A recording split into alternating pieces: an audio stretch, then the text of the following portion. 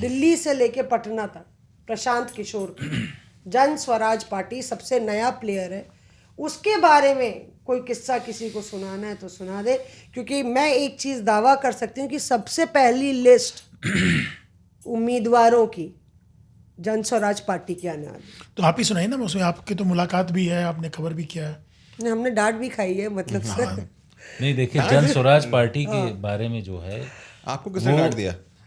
एक तरीके से प्रशांत किशोर ने, जैसे दिल्ली में अरविंद केजरीवाल ने अपना स्ट्रेचर और जिस स्टाइल में उन्होंने पॉलिटिक्स करने की कोशिश की, सेम वही स्टाइल जन स्वराज पार्टी बिहार में कर रही। लेकिन बिहार की जो वहाँ की जाति समीकरण है, उसमें उनको फिट बैठने में बहुत ही मशक्क़त करनी पड़ रही है। आपने देखा होगा, जो भी रैलियां कर रहे हैं, जो भी प्रोग्राम उनके द्वारा किया जा रहा है, उसमें जब भी वो मुद्दा उठाते हैं बिहार और बिहारी की, तो उसमें उनके साथ युवा होते हैं। उनकी कोशिश ये है कि युवाओं को अपने साथ लेकर के चलें बिहार में। इसके साथ साथ जो MY फैक्टर है बिहार में, जो कि कांग्रेस और RJD के साथ हमेशा रहा है, परंपरागत वोट उनकी सीधे MY फैक्टर इन लोगों को पड़ती है, उसको तोड़ने की कोशिश में वो लगे हुए हैं।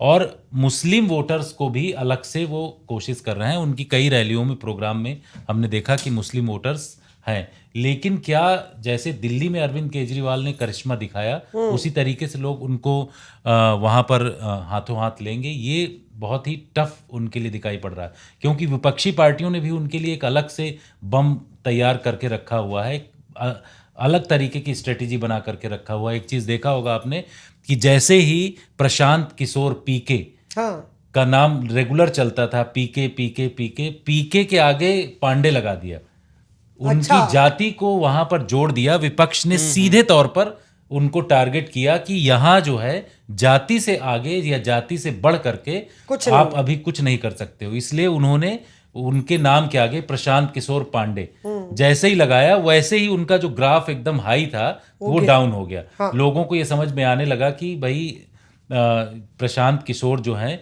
ये अगड़ी जाति का नेतृत्व करते हैं, उस जाति से हैं, इसलिए इनको उसी हिसाब से वो करना।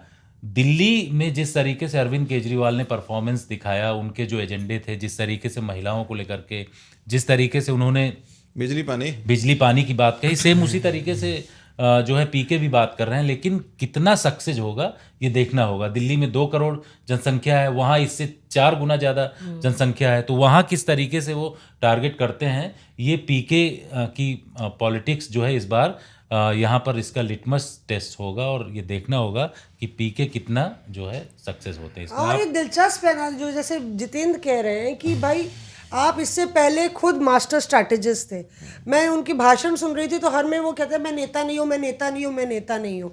और मतलब मुझे याद है कि जब कांग्रेस के आला कमान के सामने प्रशांत किशोर अपना प्रेजेंटेशन दे रहे थे, वो दौर था जब वो लोकसभा चुनाव कैसे लड़ना है, वो एक गेम प्लान लेके आए थे कि कैसे आप PM मोदी को काउंटर कीजिए। और उन्होंने बड़ा भारी प्रेजेंटेशन दिया, बिल्कुल स्लाइड्स दिखाई, और पार्टी के आला नेता वहाँ पे मौजूद थे, और राहुल गांधी मौजूद थे, और बड़े नेता मौजूद थे, और उन्होंने स्लाइड्स दिखाई कि आप इस तरह से जीत सकते हैं। और प्रशांत किशोर पहले कांग्रेस में आना चाहते थे, और ये मतलब वो एक पद चाहते थे, कोई उनको एक जनरल सेक्रेटरी या कुछ महासचिव का पद मिले।